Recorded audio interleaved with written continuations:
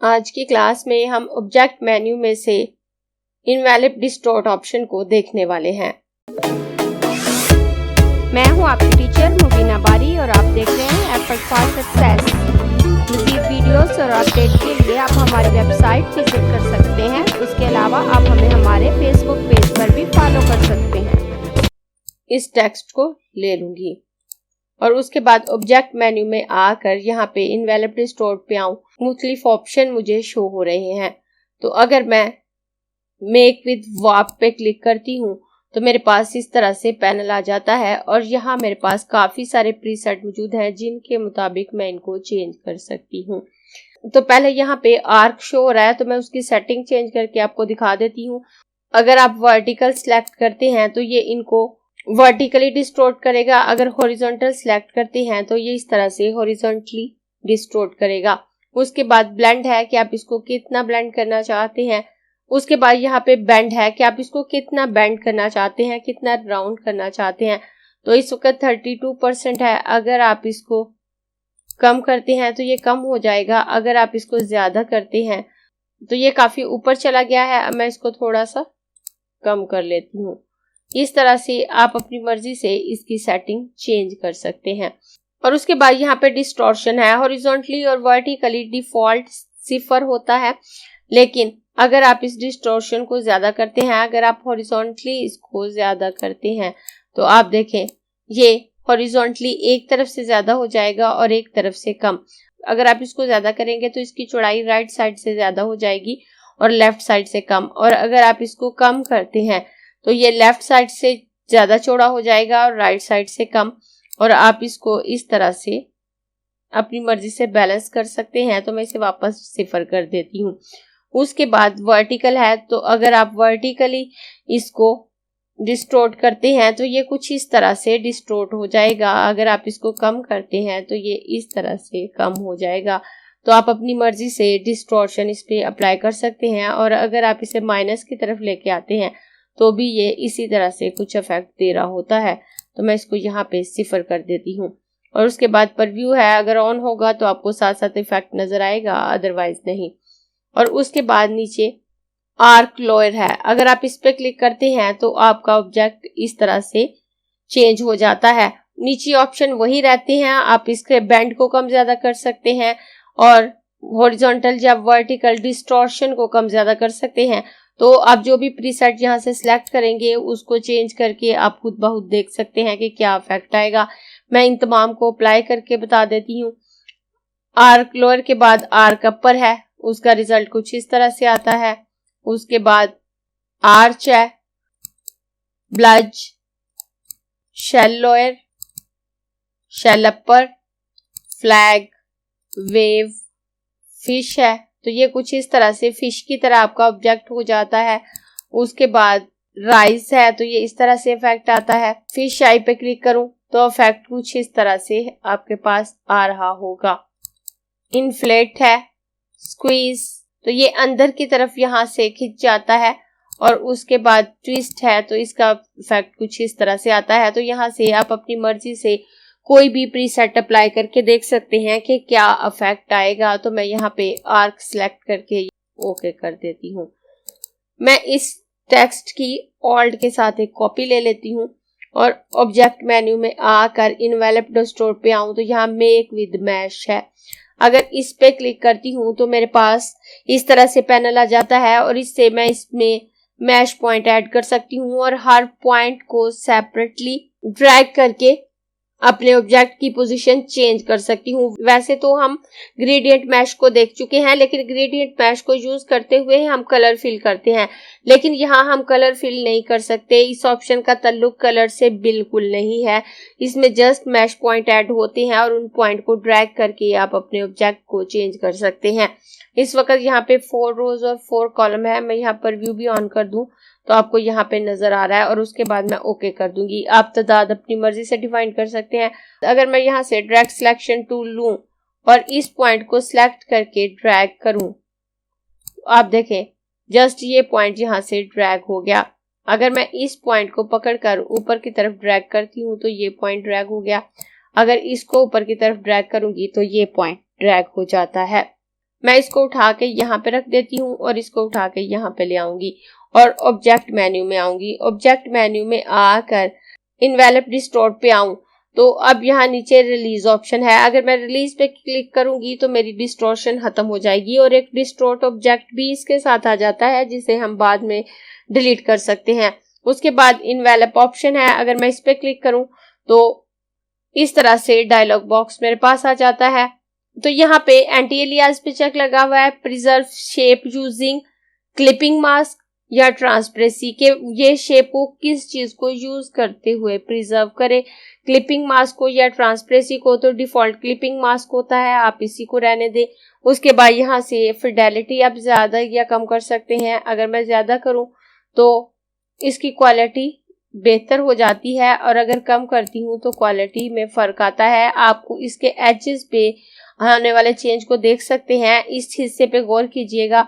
मैं अगर इसको ज्यादा करूं तो आपको इसके एजेस में मामूली सी चेंजिंग नजर आएगी और अगर कम करूं तो वापस चेंज हो जाएगा।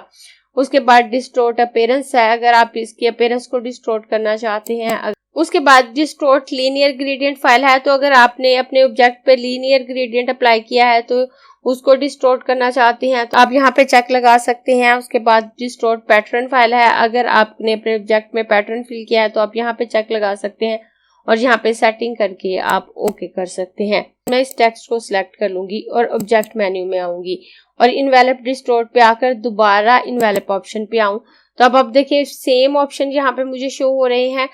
डिस्टोर्शन के लिए आप कोई भी मेथड यूज करें, ये पैनल सेम रहता है तो मैं कैंसिल कर देती हूँ। उसके बाद ऑब्जेक्ट मेन्यू में आकर इन्वेलप डिस्टोर्ट पे आऊंगी तो अगर मैं इसको रिलीज करूं तो इस पे जो डिस्टॉर्शन मैंने अप्लाई की थी वो खत्म हो जाती है। अब अगर मैं रिलीज पे क्लिक करूं तो आप देखें ये डिस्टॉर्शन खत्म हो गई और ये डिस्टॉर्ट ऑब्जेक्ट भी मेरे पास आ गया है। और अगर मैं उठाकर इसको सेपरेट करके दिखाऊं तो आप देखें मेरा टेक्स्ट सेपरेट हो गया और ये ऑब्जेक्ट सेपरेट हो गया और अब मैं इसको डिलीट कर सकती हूँ। मैं इसको सिलेक्ट करूंगी, ऑब्जेक्ट मेन्यू में आकर इन्वेलप डिस्टोर्ट पे आकर मेक विद बार पे क्लिक करूंगी और यहाँ से ओके कर दूंगी। ओके करने के बाद दोबारा ऑब्जेक्ट मेन्यू में आकर इन्वेलप डिस्टोर्ट पे आकर अगर मैं यहाँ से एडिट कंटेंट पे क्लिक करूं तो मैं इस टेक्स्ट को एडिट भी कर सकती हूँ। आप डिस्टॉर्शन अप्लाई करने के लिए चाहे वार्प ऑप्शन यूज कर रहे हैं चाहे मैश ऑप्शन, दोनों सूरतों में एडिट कंटेंट के ऑप्शन को यूज करने से आप इस टेक्स्ट को दोबारा एडिट कर सकते हैं। अगर मैं एडिट कंटेंट पे क्लिक करूं, मैं यहाँ से टेक्स्ट टूल लूंगी और यहाँ पर आकर मैं जो टेक्स्ट लिखा हुआ है उसको डिलीट कर दूंगी। तो मैं बैक स्पेस से इसको डिलीट करूं तो आप देखें जैसे जैसे डिलीट कर रही हूं तो तमाम टेक्स्ट मेरा खत्म हो गया।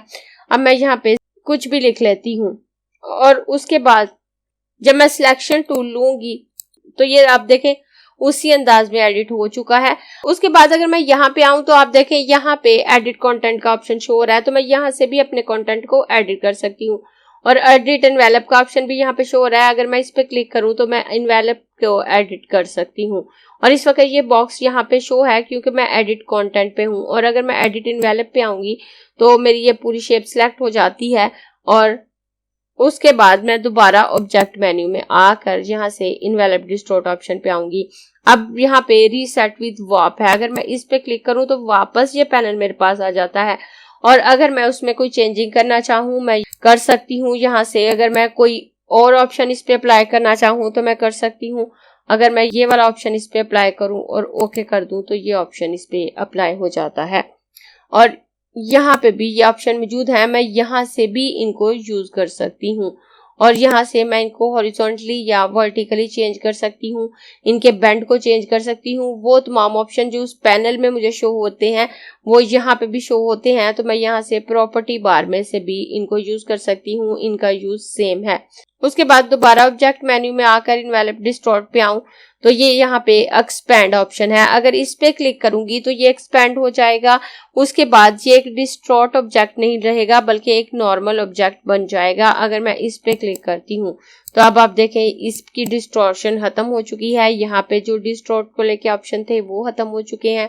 मैं ऑब्जेक्ट मेन्यू में आकर यहाँ से इन्वेलप डिस्टोर्ट ऑप्शन पे आऊं तो मेक विद वार्प और मेक विद मैश का ऑप्शन भी शो हो चुका है। मेक विद वार्प की शॉर्टकट की ऑल्ट शिफ्ट कंट्रोल W है और मेक विद मैश की शॉर्टकट की ऑल्ट कंट्रोल M है। उसके बाद यहाँ पे एक ऑप्शन हमारे पास रह जाता है मेक विद टॉप ऑब्जेक्ट।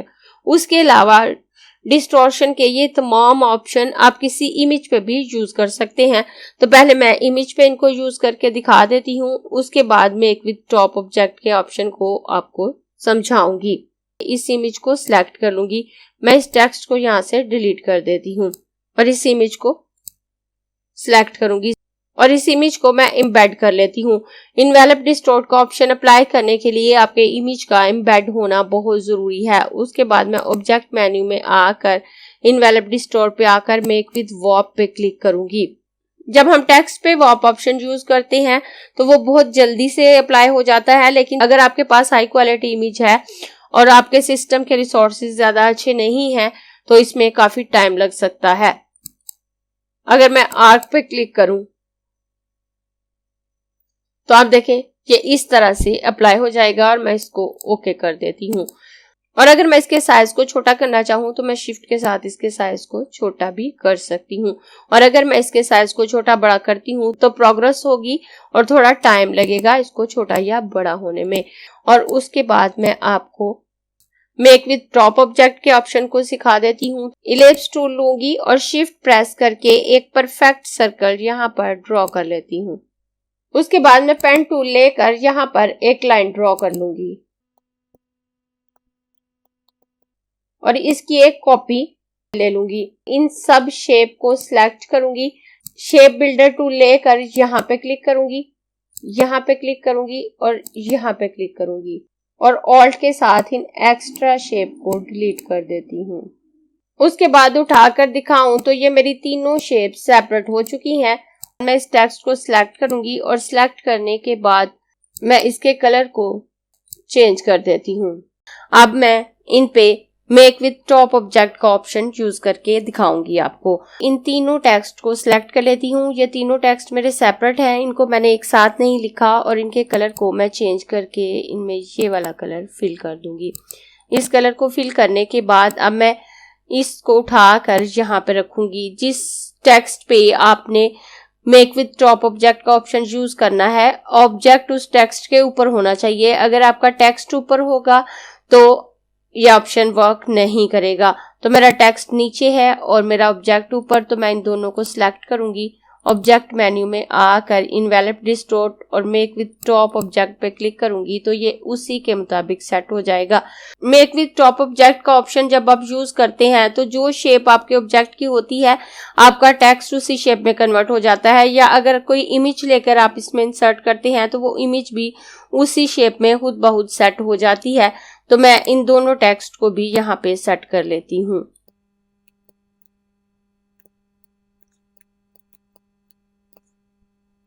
अब ये मेरा टेक्स्ट यहाँ पे सेट हो चुका है। उसके बाद मैं इन तीनों को सिलेक्ट करूंगी और कंट्रोल G प्रेस करके इनको ग्रुप कर लेती हूँ। उसके बाद ऑब्जेक्ट मेन्यू में आकर इनवेलप डिस्टॉर्ट पे आकर मैं इनको एक्सपेंड कर लूंगी।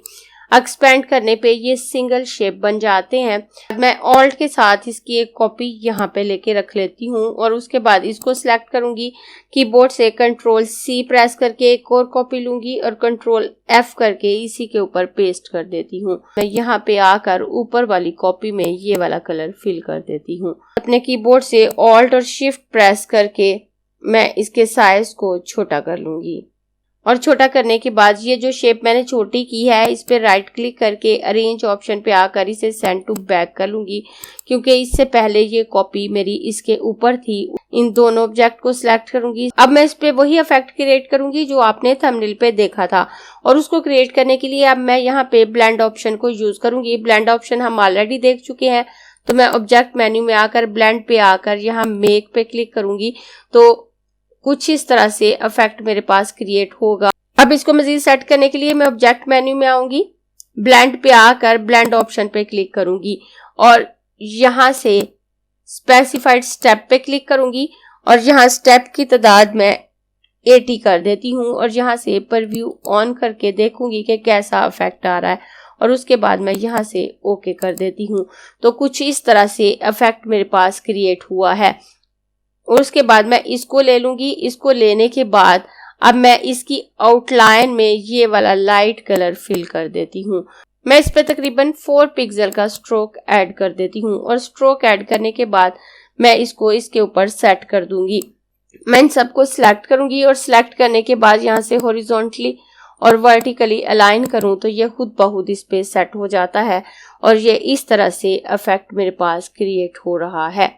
आप इनवेलप डिस्टॉर्ट के ऑप्शन को यूज करते हुए खूबसूरत इफेक्ट क्रिएट कर सकते हैं, टेक्स्ट को लेकर भी और इमेजेस को लेकर भी। अगर आपको ये क्लास पसंद आई है तो लाइक कीजिए, अपने दोस्तों के साथ शेयर भी कीजिए ताकि वो भी सीख सके। आप अपने क्वेश्चंस और व्यूज नीचे कमेंट बॉक्स में लिख सकते हैं और अगर आपने चैनल सब्सक्राइब नहीं किया तो प्लीज सब्सक्राइब कीजिए ताकि आपको आने वाली वीडियोस का नोटिफिकेशन फौरन से मिल सके।